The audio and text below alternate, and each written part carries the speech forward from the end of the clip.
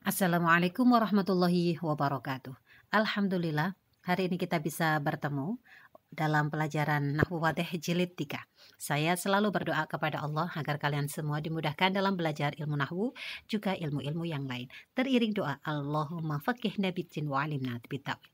Baik anak-anak, kita akan belajar kaidah ke-113 tentang fi'il sahihul akhir. Nah, fi'il sahih dan juga fi'il mu'tal. Sebelumnya yang disebut dengan sahih itu adalah huruf-huruf yang tidak ada wawu, alif atau ya. Itu kalau huruf sahih. Sedangkan kalau huruf mu'tal itu adalah huruf yang ada wawu, alif, ya-nya. Baik, semoga bisa difahami. Sekarang kita akan fokus pada fi'il sahih. Apakah fi'il sahih itu? Fi'il sahih itu adalah fi'il yang masing-masing huruf aslinya tidak ada huruf ilatnya. Contoh, kataba. Kaf, ta, dan ba huruf asalnya. Tidak ada huruf ilatnya. Tidak ada wawu, alif, atau ya-nya. Sehingga lafadz kataba disebut dengan fi'il sahih. Baik, selanjutnya fi'il mu'tal. Fi'il mu'tal itu fi'il yang ada huruf ilatnya. Ada wawunya, atau ada alifnya, atau ada ya-nya. Baik, selanjutnya kita akan membahas tentang pembagian fi'il mu'tal dan juga fi'il sahihul akhir. Yang disebut fi'il mu'tal adalah fi'il yang ada huruf ilatnya. Wawu, alif, ya. Nah, fi'il mu'tal ini ada 5. Yang pertama adalah misal.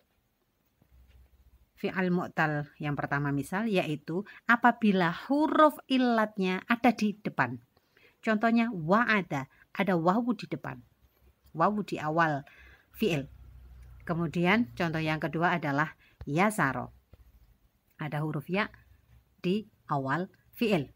Nah, sehingga ketika yang di awal itu adalah wawu, maka namanya adalah misal wawi. Kemudian kalau di depan itu adalah iya, maka disebut dengan misal ya'i. Begitu.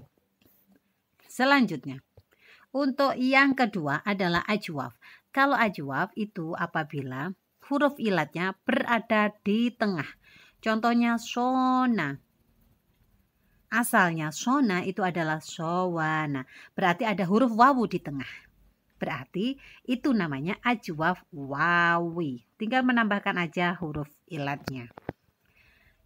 Selanjutnya ba'a. Asalnya baya'a. Ada huruf ya di tengah. Huruf ilat ya di tengah berarti namanya ajwaf ya'i. Jadi baya'a itu asalnya adalah ba'a, asalnya baya. Yang ketiga, bina nakis namanya. Namanya mu'tal nakis.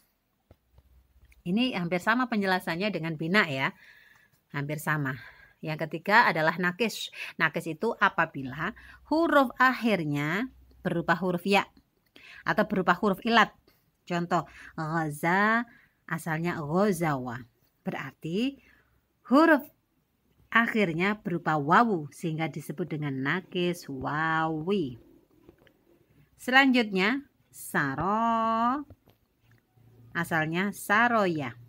Berarti huruf terakhirnya adalah huruf ilat ya sehingga disebut dengan nakis ya'i. Selanjutnya adalah lafif mafruk.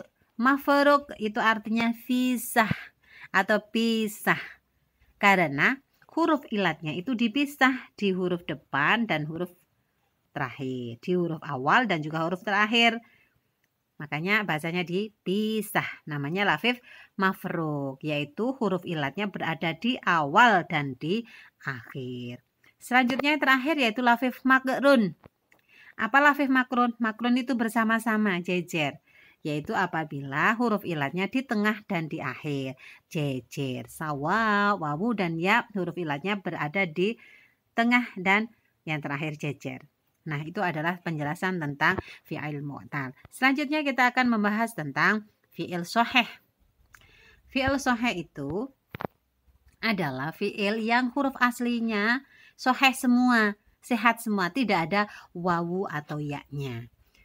Nah, fi'il sahih ini terbagi menjadi 3. Yang pertama adalah salim. Kenapa kok disebut salim? Karena selamat maksudnya. Tidak ada hamzah dan tidak ada huruf yang sama, tidak ada huruf double. Contohnya kataba, kaf, ta, ba. Tidak ada hamzah, hurufnya pun tidak ada yang sama. Yang kedua, mahmuz. Mahmuz dari kata-kata hamzah. Nah, ada hamzah di situ kan. Mahmuz itu ada hamzah. Berarti lafadz yang huruf aslinya ada hamzahnya. Nah, kita lihat hamzahnya di mana. Kalau hamzahnya berada di awal, namanya fa fi'il atau kalimatnya kan berasal dari fa'ala. Jadi yang pertama namanya fi'il, huruf kedua namanya ain fi'il, yang ketiga namanya lam fi'il. Jadi huruf pertama namanya fa fi'il, huruf kedua namanya ain fi'il, huruf ketiga namanya lam fi'il. Baik, kita perhatikan lagi. Jika huruf hamzahnya itu ada di awal, berarti namanya hamzah fa. Contohnya amala, hamzahnya di depan. Kalau hamzahnya di tengah, maka namanya mahmuz ain.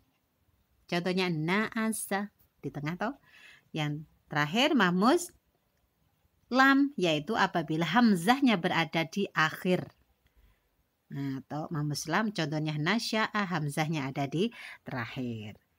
Kemudian yang terakhir adalah mudhoaf. Mudhoaf itu artinya double, yaitu huruf fi'il yang huruf tengah dan akhirnya sama, podo.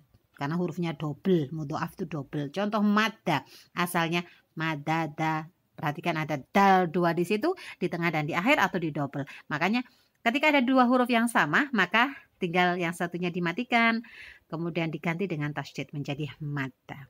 Semoga bermanfaat penjelasan hari ini. Saya akhiri. Wassalamualaikum warahmatullahi wabarakatuh.